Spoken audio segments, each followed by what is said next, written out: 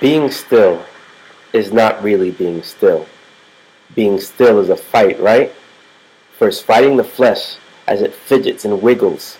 You yell, "Be still, tate quieto, enough!" Resisting arrest, I suggest handcuffs, or a straitjacket maybe, 'cause he's forever chasing a dollar, a fix, or a lady. Be still! The flesh won't listen. It's like a V8 engine with a ninth piston, and it got 10 horsepower. It consumes everything and gets fat by the hour. But a special guest enters and gets his attention.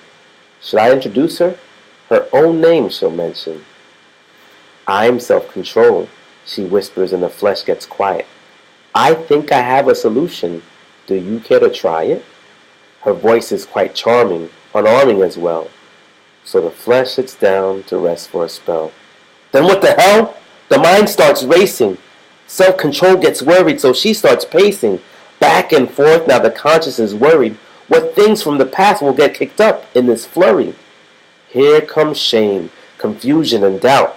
Self-control yells, "Be still!" The mind says, "What's that about?" I can't be still. I just can't help it. I search out things, Bing, Yahoo, Google, or Yelp it.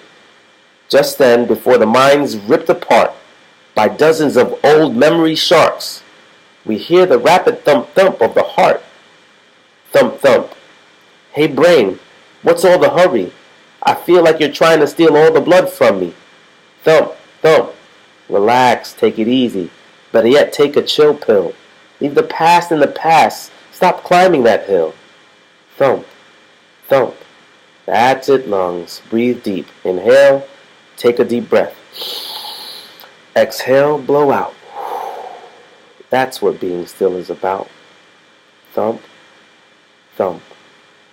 The flesh is relaxed, and the mind is chilling. The heart, she beats slower. The eyes look at the ceiling. They close for a doze, and the mind becomes dark. But just for a moment, then enters a spark. It's my spirit. It enters my mind's eye all aglow, with anticipation, yet moving so slow. It sets up a table with 2 chairs. My mind goes, "Oh, that's funny. My spirit didn't tell me we were expecting company." Just then there was a knock on the door of my heart. It almost skipped a beat from feeling so shocked. Who could it be? I sent no invitation. The flesh got tense, but then came this peaceful sensation. My spirit walked off to the door with hope in his eyes. He looked expectant, but we were in for a surprise. My spirit turned the knob, and the heart let the door open. Immediately a gust of wind came through like waves in the ocean. Who is this visitor, all clothed in white, walking into my heart to feast with my spirit tonight? I feel an intense connection, like he feels what I feel. Every step that he takes inside me, he heals. The darkness is darker until light floods my mind.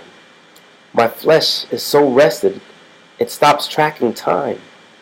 My heart is so full, it forgets about sin. She falls so in love with this stranger that she locks her door tight, trapping him in. But my mind gets dim for a moment to allow some suspicion about this man, and what of his intentions? The repairs that he made are precious and priceless, but what can we do? My mind tells him, I don't have enough to pay you. Then he looked intently at the face of this man and patiently waited to hear his true plan. The man opened his mouth and began to explain. My mission is simple. I'm not playing games.